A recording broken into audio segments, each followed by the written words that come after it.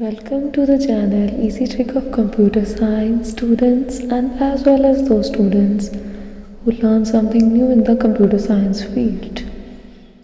And my lovely subscriber, this is the new tutorial of the new series 7 part 5 regarding the storage of computer system and continuity with the random access memory. And in the previous tutorial from the part number 1 to 3 we discuss, even part number 4 also we discuss about the random access memory and introduction of the storage of computer system. And those who don't see the previous part 1 and 2, that the link available into the description box, you can check it out and enhance your knowledge for the basic facilities of the storage of computer system, because that is very important aspect of the practicals and the similar exams, SSC and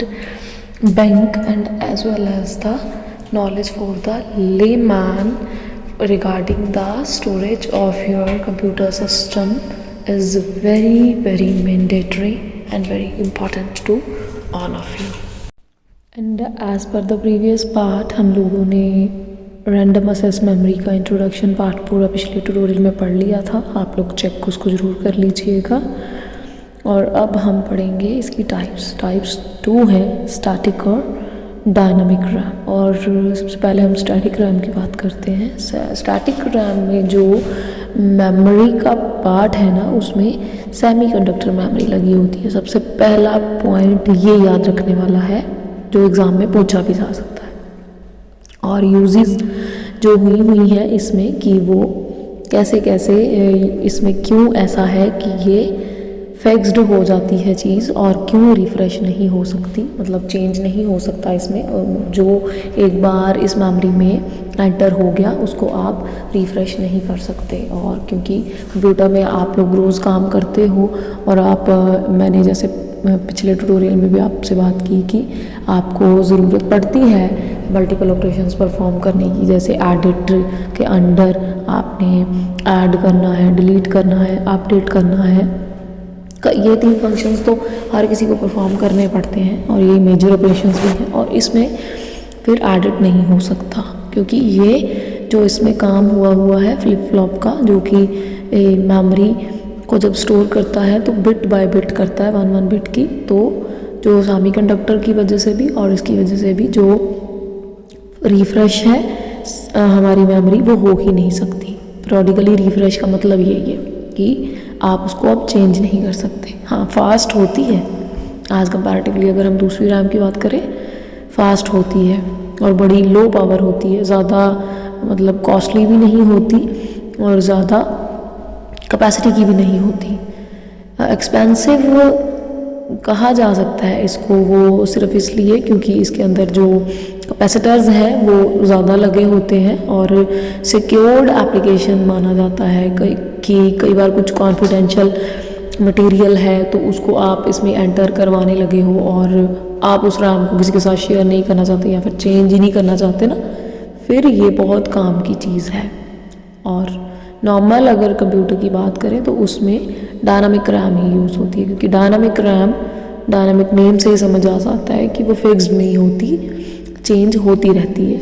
and dynamic RAM में जो bit store होती हैं वो हमारी memory में जो storage है वो कैपेसिटर्स तो यूज़ हो ही रहे हैं, लेकिन इंटीग्रेटेड सर्किट की जो टेक्नोलॉजी यूज़ होती है ना, उसके थ्रू वो बिट मेमोरी में स्टोर होते हैं. लेकिन स्टैटिक को अगर आप देखोगे तो उसमें कैपेसिटर्स हैं, इंटीग्रेटेड सर्किट्स नहीं है. फ्लिप फ्लॉप यूज़ होते हैं, 1 डिफरेंस ये है.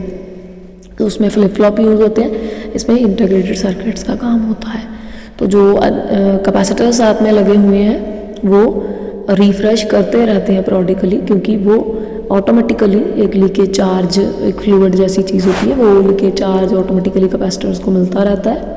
जैसे पॉजिटिव नेगेटिव साइंस चेंज होते रहते हैं और जैसे आप कुछ भी चेंज करते हो तो वो ऑटोमेटिकली उसमें जैसे ही आप सेव करते हो, अपडेट करके, ऐड करके, डिलीट करके कुछ भी सेव करते हो दोबारा से, तो वो उसको चेंज कर जाता है. कि ऐसे आपको पता चलेगा, जैसे आप लोगों ने फॉर एग्जांपल कोई भी काम किया, माइक्रोसॉफ्ट वर्ड ले लेते हैं, that is a very popular application software, हर कोई यूज़ करता है।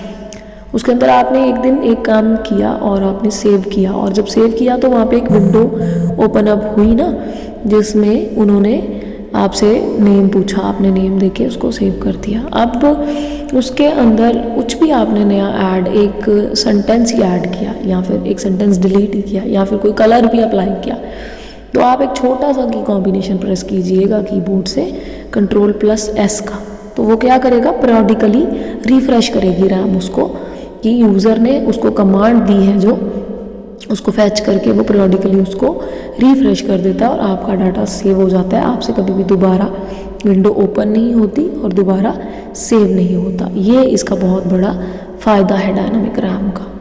और बहुत ही सिंपल स्ट्रक्चर भी है इसकी, क्योंकि एक कैपेसिटर है, एक ट्रांजिस्टर है और इंटीग्रेटेड सर्किट्स लगे हुए हैं, और सिंगल बिट ये इजीली स्टोर करता है और उसी के साथ ही अपना परफॉर्म भी करता है।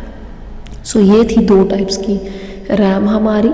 होप सो कि ये भी आपके लिए बहुत हेल्पफुल रहेगा ट्यूटोरियल, और काइंडली पूरा सुना कीजिए, ताकि बीच में जो मैं आपके साथ information paper point of view से शेयर करती रहती हूँ, वाइवा पॉइंट ऑफ व्यू से शेयर करती रहती हूँ, वो आपके माइंड में तब बैठ सकता है अगर आप स्किप नहीं करोगे या सिर्फ फॉर्मेलिटी के लिए नहीं देखोगे, अपने लिए देखोगे, तो आपको बहुत सारी इन्फॉर्मेशन मिलेगी।